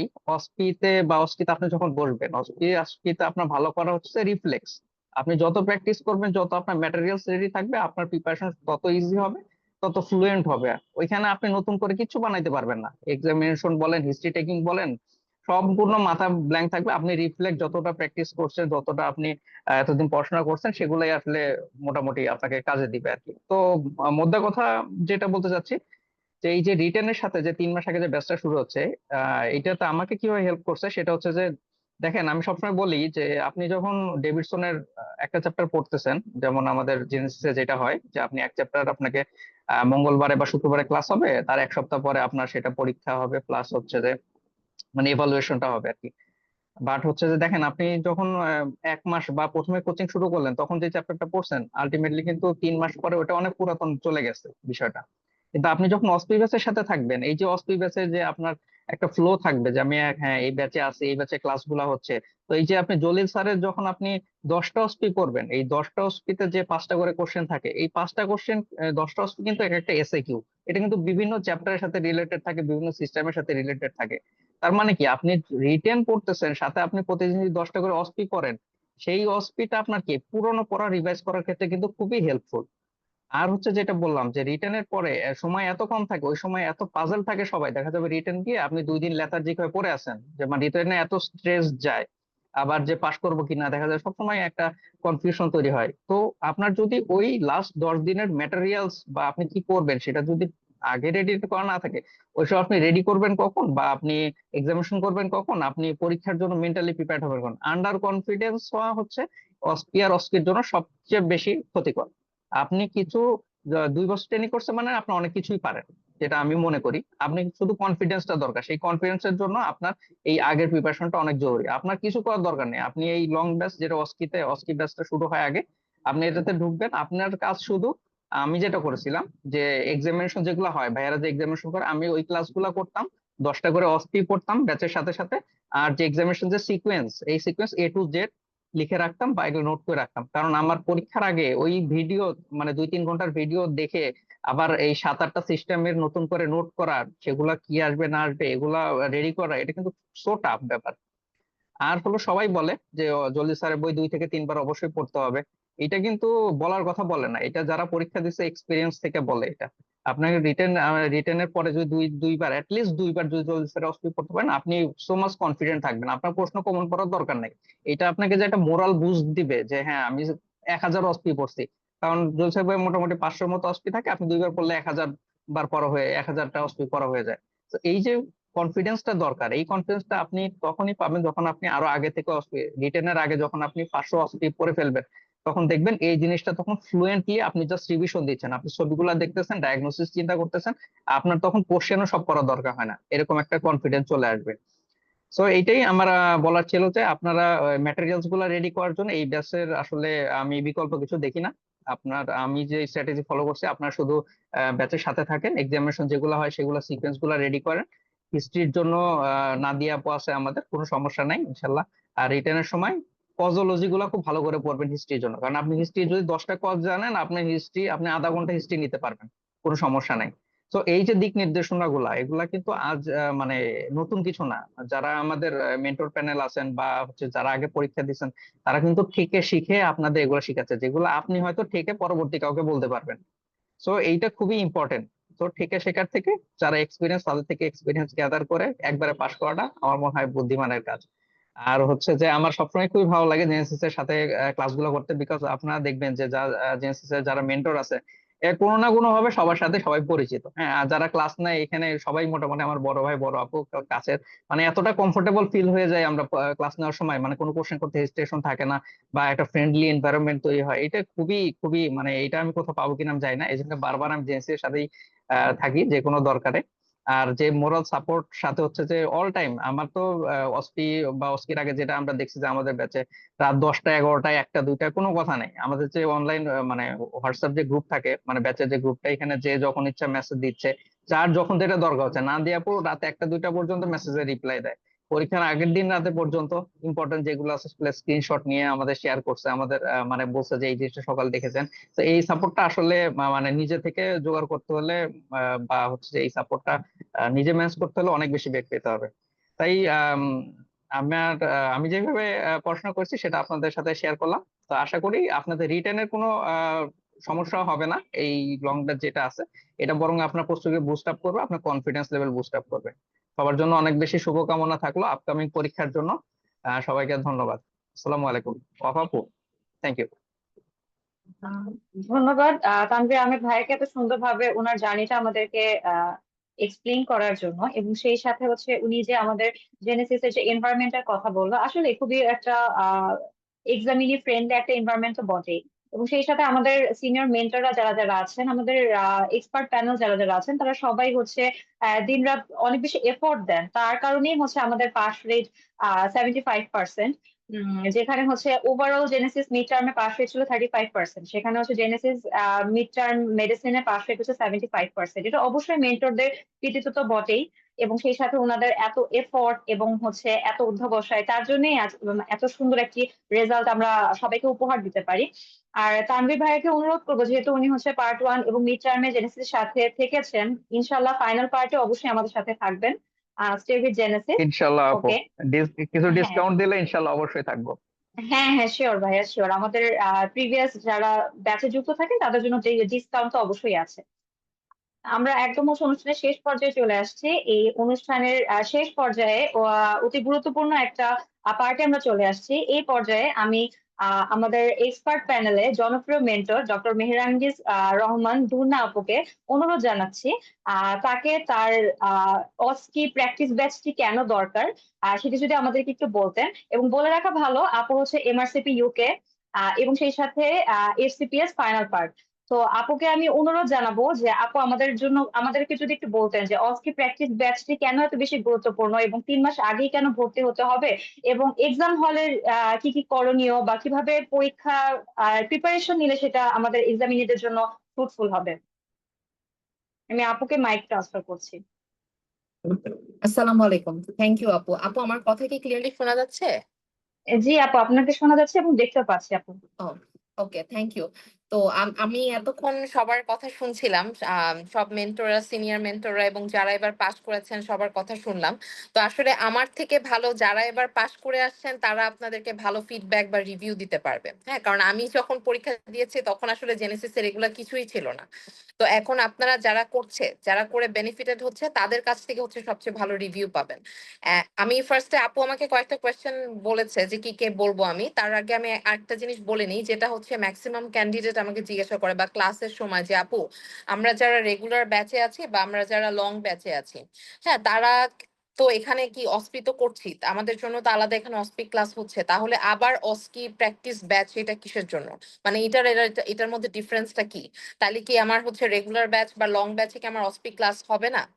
আপনারা তো যারা হচ্ছে অলরেডি আছেন, যারা জানুয়ারি 2026-এ পরীক্ষা দিবেন, তারা যারা লং ব্যাচ বা রেগুলার ব্যাচে আছেন, তারা হয়তো অলরেডি জানেন যে আমাদের অনেকগুলো অস্পি ক্লাস বা ক্লিনিক্যাল এক্সামিনেশন ক্লাস অলরেডি হয়ে গিয়েছে। এখন ডিফারেন্সটা কি? আপনারা যখন হচ্ছে রেগুলার ব্যাচ বা লং ব্যাচে অস্পির ক্লাসগুলা করেন, ওগুলা দেখবেন ওগুলা মেইনলি হচ্ছে বেসিক ক্লাস থাকে, যেমন ইসিজিটাতে বেসিকটা পড়ানো হয়। আপনার সিটিএমআর ওইটা আসলে কোনো বই ধরে বা স্পেসিফিক কোয়েশ্চেন ধরে ওভাবে করানো হয় না। হ্যাঁ, মানে জলিল স্যারের বই বা আমরা যে রিদম যেটা পড়ি, দুইটা বইটা মিললে আমরা পড়ে থাকি, ওইরকম কোনো বই ধরে পড়ানো হয় না।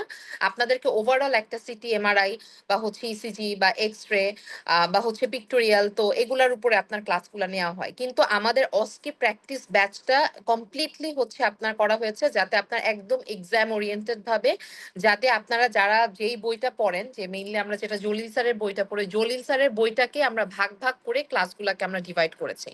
হ্যাঁ, যে আপনার জলিল স্যারের বই সকল ইসিজি, জলিল স্যারের বই সকল হচ্ছে আপনার সিটি এমআরআই, ইসিজি, পিক্টোরিয়াল, এই জিনিসগুলোকে ভাগ করে এই ব্যাচে হচ্ছে পড়ানো হচ্ছে। এখন সুবিধাটা কি? এখন দেখেন দুইটাই কিন্তু দুইটার মানে পরিপূরক যেটাকে বলে, যে আপনি যদি শুধুমাত্র অস্কি প্র্যাকটিস ব্যাচে ঢুকে শুধুমাত্র আপনি জলিল স্যারের বই পড়েন, তাহলে হয়তো আপনার কিছু কোয়েশ্চেন থেকে যাবে বেসিক রিলেটেড, যেটা হচ্ছে আপনি যারা রেগুলার ব্যাচ বা লং ব্যাচে এই ক্লাসগুলো করছেন তাদের হয়তো এই কোয়েশ্চেন গুলো থাকবে না, কারণ তারা অলরেডি বেসিকের ক্লাসটা করে এসেছে। প্লাস আপনি যারা শুধুমাত্র মনে করছেন যে ঠিক আছে আমি এই ব্যাচটাতে ঢুকবো না, আমি শুধুমাত্র রিটেনের জন্য যে লং ব্যাচ বা রেগুলার ব্যাচ আছে, রিটেন বলতে না মানে মিড টার্মে যে লং ব্যাচ রেগুলার ব্যাচ আছে, আমি এই ব্যাচেই আছি, আমি অস্কি প্র্যাকটিস ব্যাচে ঢুকতে যাচ্ছি না। সো তাদের লসটা কি হবে? তাদের লসটা হচ্ছে আপনারা হচ্ছে ওভারঅল হ্যাঁ যে সিটিএমআরআই বা ইসিজি এক্সরে ক্লাসগুলো করছেন, বাট বই ধরে ধরে আপনার তো পরীক্ষার আগে একটা কোনো একটা বই পড়ে যেতে হবে।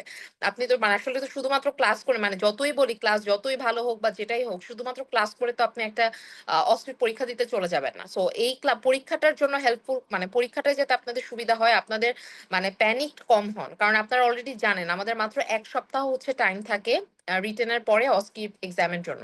সো ওই 1 সপ্তাহ আপনি চাইলেও গুছাইতে পারবেন না। সো এই জিনিসটা আপনাদের যাতে গুছাই দেওয়ার জন্যই হচ্ছে এই অস্কি প্র্যাকটিস ব্যাচটা স্টার্ট করা। আচ্ছা, তারপরে হচ্ছে যে আমাদের এক্সামিনেশন আমরা হচ্ছে আপনার রেগুলার ব্যাচেও নিচ্ছি, আবার হচ্ছে অস্কি প্র্যাকটিস ব্যাচেও নিচ্ছি। এখন আপনি চিন্তা করেন যে আপু ফার্স্টে যে মাইশা সামি আপু বললেন যে আসলে আমাদের ওয়ার্ডে ওভাবে প্র্যাকটিস করা হয় না, মানে এটা আসলে আমি আপনাদের বললেও লাভ নাই। আমি যখন আমার মিড টার্ম পরীক্ষা ছিল, আমার দেখা গিয়েছে যে আমাদের সময় তো কোভিড ছিল, তো তখন মানে এত পেশেন্টও থাকতো না। ম্যাক্সিমাম দেখা যেত যে আপনার কোভিড রিলেটেড বা ডেঙ্গুর সময় ডেঙ্গু চিকুনগুনিয়া এসব পেশেন্ট, ওয়ার্ডে ওরকম পেশেন্টও থাকতো না। তো এক্সামিনেশন করার ওরকম আমরা কিছু পাইও নাই। আপনি এখন পেশেন্ট থাকার পরও আপনার যে যেখানে ট্রেনিং করছেন, দেখা যায় কাজ করে টোরে আপনার 1টা 1:30টার সময় ফ্রি হচ্ছেন, ওইটার সময় টায়ার্ড থাকে, বা আপনি একা তো যে কোনো পেশেন্ট দেখতে পারবেন না, আপনার যে পার্টনার সেও হয়তো টায়ার্ড, বা এক এক দিনের এক একজনের ডিউটি থাকে। সো ওভাবে মিলানো যায় না, আসলে চাইলেও ওইভাবে প্র্যাকটিস করা যায় না। তো আমাদের সময় আমরা যেটা করতাম যে মাঝখানে যে 1 মান্থের মতো টাইমটা থাকতো, ওই টাইমটা ডেইলি হচ্ছে আপনার হসপিটালে যে প্র্যাকটিস করা। কিন্তু আপনাদের তো আসলে 1 মান্থ টাইম থাকছে না, আপনাদের মাঝখানে মাত্র 7 ডেজ থাকছে। এই 7 ডেজ এর মধ্যে দেখবেন রিটেন দিয়ে এসে তানভীর ভাইয়া একটা কথা বলেছে যে আপনি দেখবেন 2 দিনই আপনার স্ট্রেসে চলে যাবে। আপনি রিটেন দেওয়ার যে ওই ধকলটা ওইটা কাটায় উঠতে উঠতে আপনার 2 দিন চলে যাবে, তারপরে দেখবেন আর 5 দিন বা 6 দিন সময় থাকছে। তারপরে দেখা যাবে আপনারা আমাদের এখানে মক থাকে, তখন ওই টাইমে আমাদের কিছু যে ম্যাজিক্যাল সেশন যেগুলো আপনার হিস্ট্রি টেকিং, আপনার কাউন্সিলিং এর কিছু সেশন থাকে। সো এগুলা মিলায় দেখা যায় আলটিমেটলি পড়ার ওরকম সময় থাকে না, বা প্র্যাকটিস করার সময় থাকে না। সো ওই টাইমটা যাতে আপনাদের প্রেশার না পড়ে, আপনাদের উপর কোনো কিছু বার্ডেন না হয়ে যায়, সেই জন্য হচ্ছে যে আপনি যদি 2বার করে এক্সামিনেশনটা করেন, বা 2বার করে যদি একটা এক্সামিনেশন প্র্যাকটিস করেন অ্যাটলিস্ট। আর একটা জিনিস আমি সবসময় বলি যে মেন্টরের সামনে করা আর পার্টনারের সামনে করা কিন্তু ডিফারেন্ট। হ্যাঁ, মানে আমি বলছি না যে আমি আপনার থেকে অনেক ভালো জানি, হ্যাঁ আপনারা অনেকে আছেন আমার থেকে অনেক ভালো জানেন, কিন্তু মেন্টরের সামনে প্র্যাকটিস করা আর হচ্ছে পার্টনারের সামনে প্র্যাকটিস করার মধ্যে কিন্তু পার্থক্য আছে। যেমন মেন্টর আপনাকে যেভাবে ভুলগুলো ধরবে, আপনার পার্টনার হয়তো ওভাবে নাও ধরতে পারে। তো এই জন্য যে আপনি 2টা ব্যাচে করলে আপনার এই 2টা জিনিস প্র্যাকটিস হচ্ছে।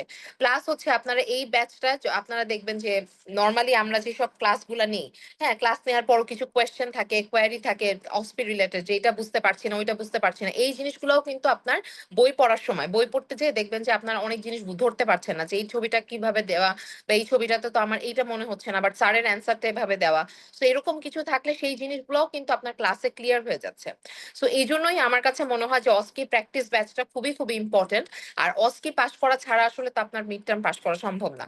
হ্যাঁ, মিড টার্ম পাস করে আপনি যে রিটেন পাস করলেন, এসএকিউ এসবিএ পাস করলেন, বাট অস্কি পাস না করলে তো আলটিমেটলি আসলে রেজাল্ট খারাপই হয়ে যাচ্ছে। তো এই জন্য হচ্ছে যে অস্কির জন্য আমাদের সমানভাবে প্রিপারেশন নিতে হবে। আর একটা হচ্ছে সুজা ভাই একটা কথা বলেছে, আমাদের ক্লাসগুলো এমন ভাবে সাজানো যে রিটেনের আগে বা আমরা ফার্স্টের দিকে সেই ক্লাসগুলো রেখেছি যেগুলো আপনার রিটেনে হেল্প করবে। হ্যাঁ, রিটেনের জন্য কিন্তু আমাদের জলিল স্যারের বই লাগে। আপনি 40% কোয়েশ্চেন জলিল স্যারের মানে রিটেনের কভার হবে হচ্ছে আপনার জলিল স্যারের বই থেকে, কারণ জলিল স্যারের বইয়ের কোয়েশ্চেন গুলো দেখবেন যে আপনার সিনারিওর আকারে করা, সিনারিওর মতো করে 5 symptoms 6 symptoms 5 sign 5 investigations 4 management, এভাবে হচ্ছে আপনার জিনিসগুলো দেওয়া। সো আমাদের পরীক্ষার রিটেনের কোয়েশ্চেন গুলো কিন্তু এভাবেই আসে। সো এই জিনিসগুলা যাতে আপনাদের রিটেন এবং অস্পি দুইটাতেই হেল্প হয়, সেই জন্য। এখন আপনি মনে করতে পারেন যে আমি দিনে হচ্ছে একদিন বের হচ্ছি, মানে আপনাদের তো এখানে অস্কি ব্যাচের একদিন ক্লাস থাকবে, ওইটার জন্য মনে হয় আমার রিটেনে খুব ক্ষতি হয়ে যাবে। আসলে জিনিসটা এরকম হয় না, আমাদের দেখবেন ঘুরতে ফিরতে যে কোনো ভাবেই সময় নষ্ট হয়ে যায়।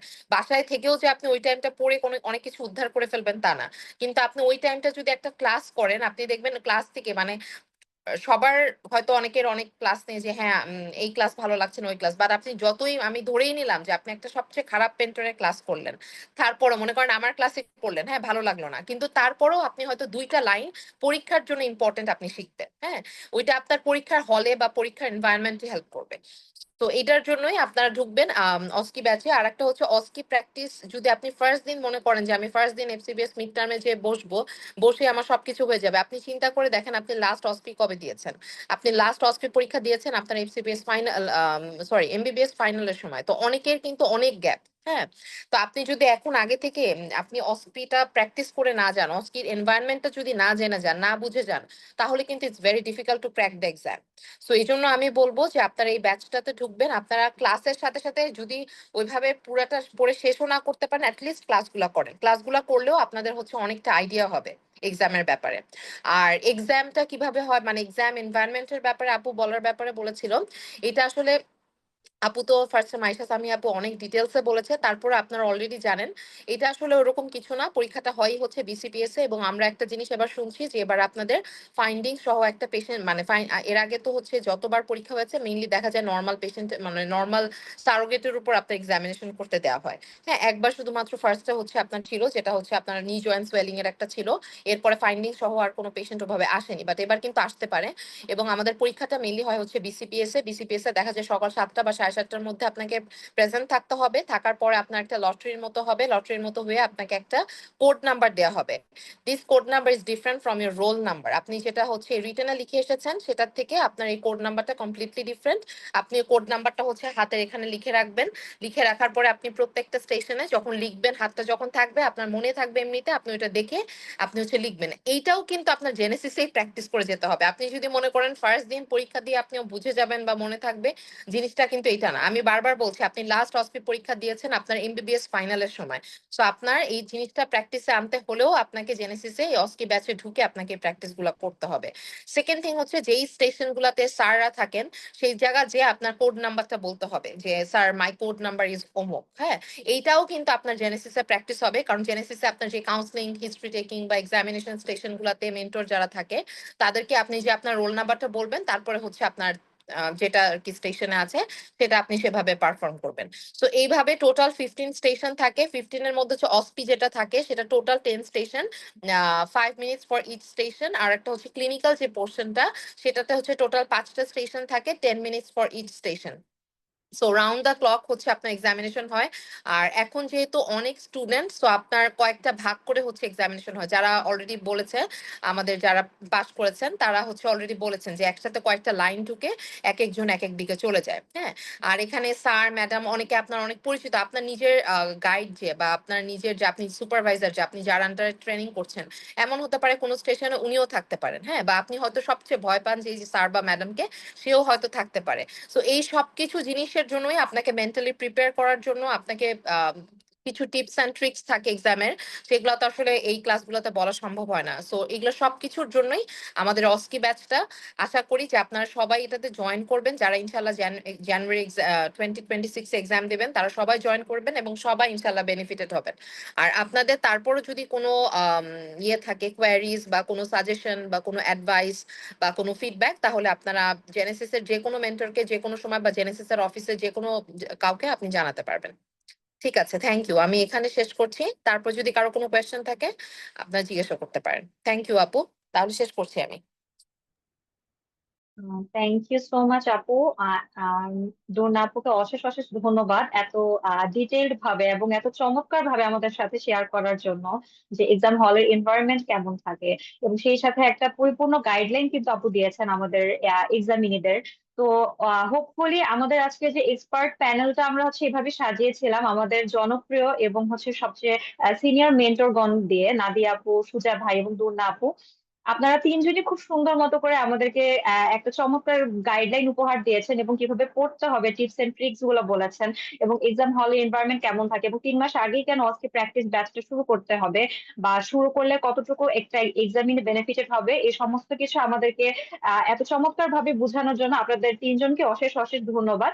এবং আমি আবারও এই কথাটা রিপিট করছি, আমাদের সিনিয়র মেন্টর এত জোস, এত সুন্দরভাবে চমৎকার ভাবে গাইডলাইন দিয়েছেন, না জানি তাদের ক্লাস কত বেশি জোস হবে। হবে।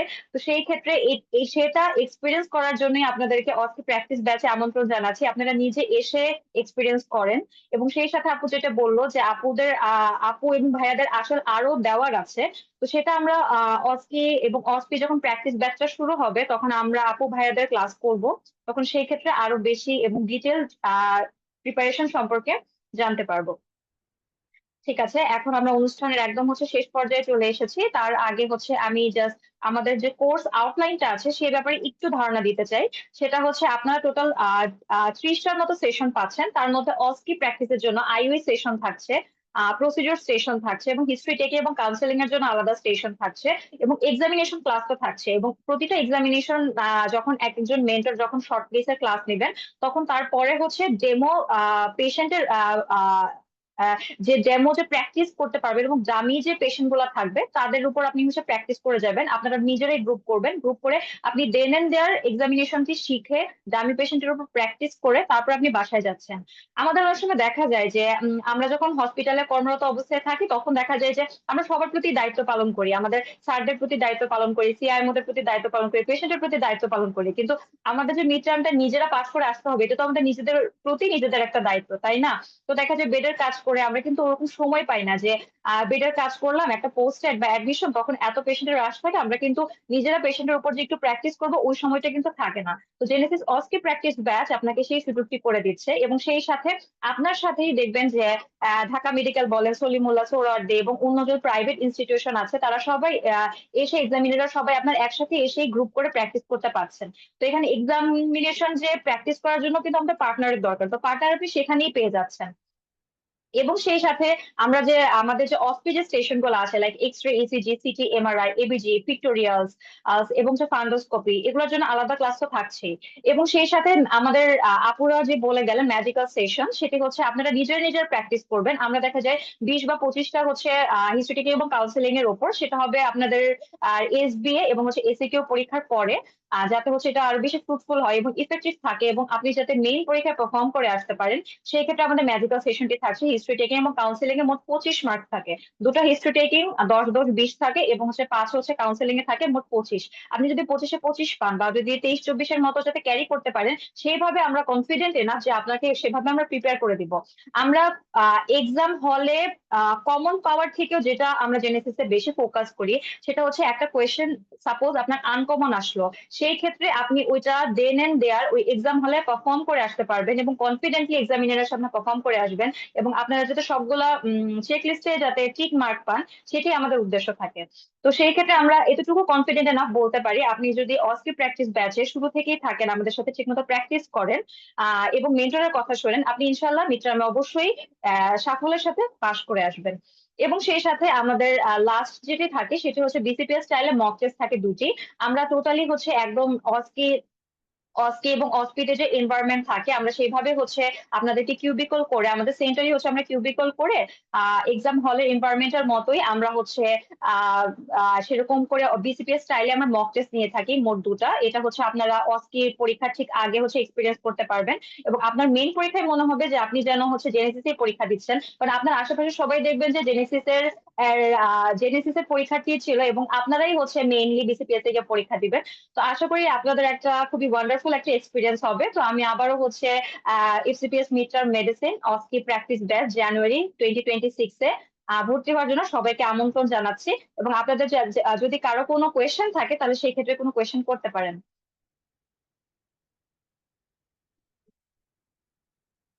আচ্ছা, আপনাদের যদি কারো কোনো কোয়েশ্চেন না থাকে তাহলে আজকে আমাদের এই সেশনটি আশা করি আপনাদের সবার জন্য অনেক বেশি হেল্পফুল ছিল, এবং আমাদের যারা গেস্ট ছিলেন এক্সপার্ট প্যানেল এবং যারা ফিলিংস শেয়ার করেছেন, আমাদের যে ব্রিলিয়ান্ট ডক্টর যারা জুলাই 25 সেশনে পাশ করেছেন সাফল্যের সাথে, তাদের সবাইকে ধন্যবাদ দিয়ে আমি ডক্টর ওয়াফা আজকে আমাদের অনুষ্ঠানটি এখানেই শেষ করছি।